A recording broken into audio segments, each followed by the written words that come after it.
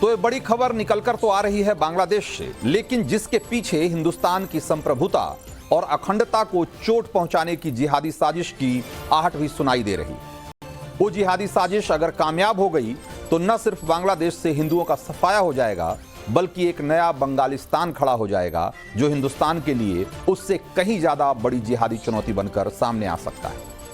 और जैसा कि बंटवारे के बाद पाकिस्तान ने भारत के सामने चुनौती पेश करने की कोशिश की थी, बहुत मुमकिन है कि आने वाले दिनों में एक नया बांग्लादेश जो नए स्वरूप में आने की कोशिश में है, वो भारत के लिए एक नई मुसीबत बने। सबसे पहले खबर आप जान लीजिए, उसके बाद हम जिहादी साजिश की परतों से भी आज पर्दा उठाएंगे और जिसकी बुनियाद बांग्लादेश में रख दी गई।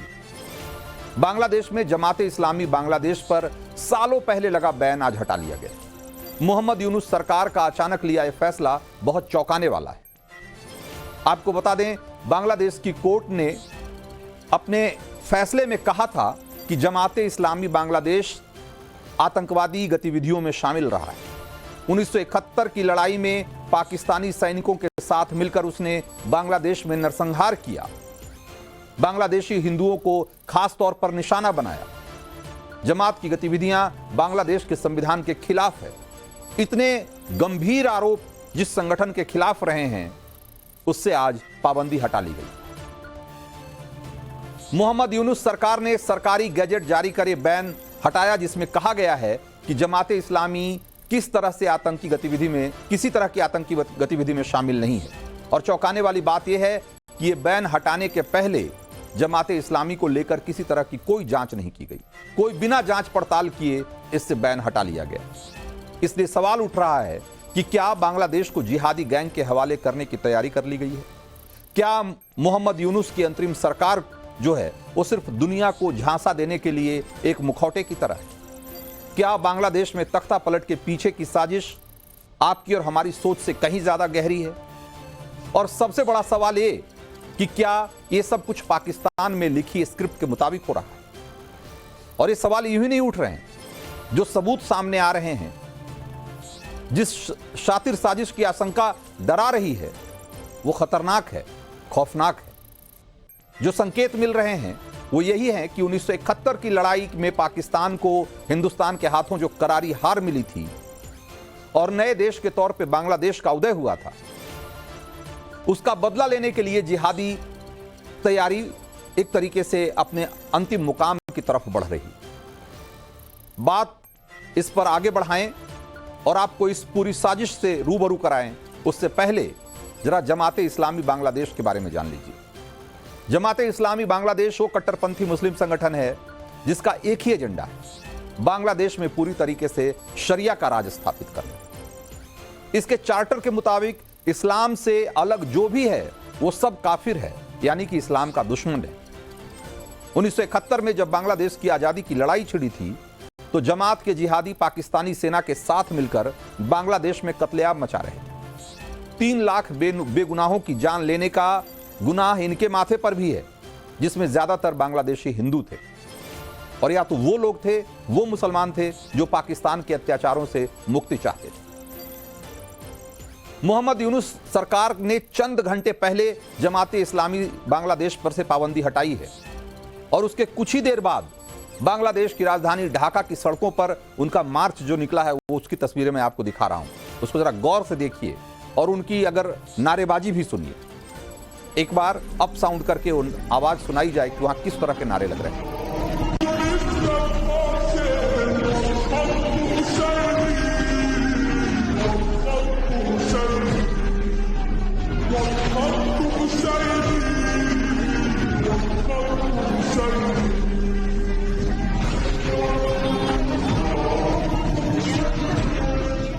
तो इसमें बहुत सारे नारे बांग्ला में लगाए जा रहे थे, इसलिए मुमकिन है कि आप उसे समझ ना पाएं, लेकिन इस मार्च में जमात के लोग बांग्लादेश में शरिया राज लागू करने की मांग कर रहे हैं। बांग्लादेश में अल्पसंख्यकों की कोई जगह नहीं है, ये नारे लगाए जा रहे हैं। आप सोचिए, आपको बांग्लादेश के ब्राह्मणबरिया जिले की अब वो तस्वीर हम आपको दिखाते हैं और आप इसको देखिए कि यहां की हिंदू बस्ती में जमाते इस्लामी बांग्लादेश के जिहादियों ने कैसे हमला बोला, पेट्रोल पेट्रोल छिड़क कर घरों में आग लगा दी। और ये सब कुछ होता रहा और बांग्लादेश की पुलिस मूक दर्शक बनी रही। बांग्लादेश सरकार की प्रतिक्रिया अभी तक जमात की इस हिंसा पर नहीं आई। आप इसी से अंदाजा लगा लीजिए कि वहां हिंदुओं के खिलाफ हो रही हिंसा को लेकर वहां की सरकार का रवैया क्या है, उसका रुख क्या है। जमात के निशाने पर बांग्लादेशी हिंदू क्यों हैं? क्यों ये लोग हिंदुओं को बांग्लादेश से बाहर खदेड़ना चाहते हैं? इसकी भी चौंकाने वाली एक वजह सामने आई। और अभी जो हम आपको एक नक्शा दिखा रहे हैं, जो मैप दिखा रहे हैं, वो जमाते इस्लामी का मैप, जिसे उन्होंने इस्लामिक बंगालिस्तान का नाम दिया है। और जरा इस नक्शे को, इस मैप को गौर से देखिए। इस इस्लामिक बंगालिस्तान के इस मैप में जो मौजूदा बांग्लादेश है वो तो है ही, इसमें भारत का पश्चिम बंगाल का पूरा हिस्सा दिख रहा है। पूरा का पूरा पश्चिम बंगाल इसमें दिख रहा है। झारखंड का भी एक हिस्सा दिखाई दे रहा है। इस उत्तर बिहार का, जिसको सीमांचल आप कहते हैं, वो भी इस इस्लामिक बंगालिस्तान में शामिल है। असम के अलावा नॉर्थ ईस्ट के और भी कई राज्य जैसे कि मेघालय, त्रिपुरा, मणिपुर भी इस इस्लामिक बंगालिस्तान में दिखाए गए। और इसको जरा आप गौर से देखिए। यही नहीं, इस्लामिक बंगालिस्तान में जमाते इस्लामी ने बांग्लादेश के जो दूसरे पड़ोसी हैं देश, उसमें नेपाल और म्यांमार के भी एक बड़े हिस्से को शामिल कर रखा है। और आपको बता दें कि जमाते इस्लामी के इस्लामिक एजेंडे वाले इस मैप को बंगाली न्यूज़पेपर वर्तमान ने पब्लिश किया है। और बांग्लादेश में जो तख्ता पलट के बाद जो जिहादी साजिश चल रही है, उस पर कई तरह के सवाल उसने खड़े किए। बंगाली न्यूज़पेपर जो वर्तमान है, उसके आर्टिकल में लिखा गया है कि इस्लामिक बंगालिस्तान बनाने का जमाते इस्लामी बांग्लादेश का इरादा बेहद खतरनाक है और इसके लिए किसी भी हद तक को जाने की तैयारी में दिख रहे हैं। बांग्लादेश के अनायतुल्लाह अब्बासी और मदनी जैसे नफरती मौलाना क्यों अपने तकरीरों में खुलकर कह रहे हैं कि हिंदू इस्लाम के सबसे बड़े दुश्मन हैं? क्यों वो कह रहे हैं कि बांग्लादेश का इस्लामिक स्टूडेंट दिल्ली में भी इस्लाम का झंडा फहरा देगा? इस्लामिक बंगालिस्तान का मैप सामने आने के बाद ये समझना मुश्किल नहीं रह गया।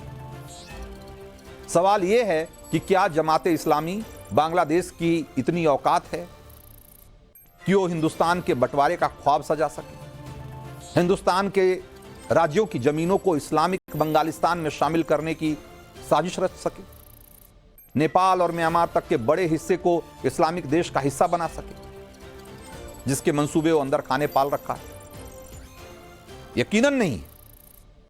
लेकिन यहीं पर यह बात उठती है कि कहीं इस साजिश में कुछ और भी लोग तो नहीं शामिल, कहीं इसे पाकिस्तान की शह तो नहीं मिल रही, कहीं इसे चीन की शह तो नहीं मिल रही।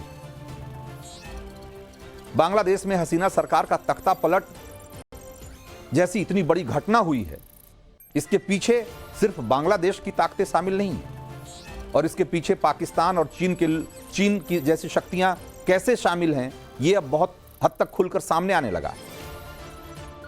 तो जो इस्लामिक बंगालिस्तान बनाने का ख्वाब देखा जा रहा है, हो सकता है इसे हवा देने वालों में पाकिस्तान और चीन भी शामिल।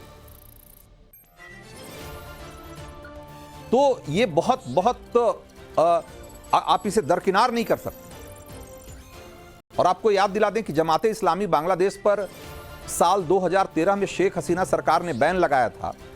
और जब बांग्लादेश की आवाम ने 1971 के युद्ध अपराधियों पर मुकदमा चलाने के लिए आंदोलन किया, तब शेख हसीना ने जमाते इस्लामी के बहुत सारे नेताओं पर वॉर क्राइम का मुकदमा चलाया, जिसमें दोषी साबित होने पर जमात के कई बड़े नेताओं को फांसी पर चढ़ाया गया था। बावजूद इसके ये संगठन वहां काम करता रहा और आज उस पर से बैन हटा लिया गया। जमाते इस्लामी बांग्लादेश ने इससे पहले अपने जिहादी प्लान को तब भी बांग्लादेश में अंजाम देने की कोशिश की थी जब 1992 में अयोध्या में विवादित ढांचा टूटा था। तब इसके उकसावे पर बांग्लादेश में बड़े पैमाने पर हिंदू और हिंदू मंदिरों पर हमले किए गए। 90 के दशक में कश्मीर में हिंदुओं पर जो जिहादी कहर बरपाया गया, उन्हें कश्मीर से पलायन करना पड़ा था, तब भी जमाते इस्लामी बांग्लादेश के कट्टरपंथियों ने जश्न मनाया था और दुनिया में शरिया राज कायम हो ऐसे नारे लगाए थे। जमाते इस्लामी की बुनियाद हिंदुस्तान के बंटवारे से बहुत पहले लाहौर में पड़ी थी, इसलिए उसका पाकिस्तान से कनेक्शन तो बना हुआ है ही। हिंदुस्तान के इस्लामिक संगठन जमाते इस्लामी से भी इसकी नजदीकियां बताई जाती हैं और इस्लाम की देवबंदी विचारधारा इन्हें आपस में जोड़ते हैं। बात एक बार फिर जमाते इस्लामी बांग्लादेश के उस मैप की जिसमें वो नए देश इस्लामिक बंगालिस्तान बनाने की साजिश में जुटी हुई दिखाई देती है। यहां सवाल यह भी उठता है कि हिंदुस्तान में बांग्लादेशियों और रोहिंग्या मुसलमानों की जो अवैध घुसपैठ हो रही है, कहीं उसके तार भी इस्लामिक बांग्लादेश के इस साजिश से तो नहीं जुड़े हुए हैं। आपको हमको ये पता है कि पश्चिम बंगाल, झारखंड, उड़ीसा, असम, बिहार ऐसे तमाम राज्य हैं जिसके की सीमावर्ती जिले, सीमावर्ती इलाके बांग्लादेशी घुसपैठियों से भरे पड़े और वहां जड़े जमाने में जुटे हुए। वहां की मुस्लिम आबादी में घुल मिलकर पनाह लेकर वो क्या साजिश कर रहे हैं, किस तरह की जमीन तैयार करने में जुटे हुए हैं, इसका खुलासा भी कभी कभार होता रहता है बीच बीच। ऐसे में यह सवाल उठ रहा है कि जो इस्लामिक बंगालिस्तान बनाने की का जो ख्वाब सजाया जा रहा है वो एक ग्रैंड डिजाइन का हिस्सा तो नहीं, जिसके तहत भारत के जो सीमावर्ती इलाके हैं उसमें मुसलमानों की घुसपैठ कराकर वहां की डेमोग्राफी बदल दी जाए और उसके बाद वहां पर इस तरह का माहौल बना दिया जाए कि वहां से जो अल्पसंख्यक या यूं कहें कि हिंदू आबादी है उसका पलायन हो जाए और इस तरीके से उनके लिए जब भी कभी मौका आए भविष्य में तो जो इस्लामिक बंगालिस्तान बनाने का उनका मंसूबा है उसको कामयाब बना सके। तो ये वो सवाल हैं जिस पर कि गौर करना बहुत जरूरी है और आप इस पर अगर आज इसे दरकिनार कर देंगे तो बहुत मुमकिन है कि आने वाले समय में एक बड़े संकट के तौर पे आपके सामने खड़ा हो।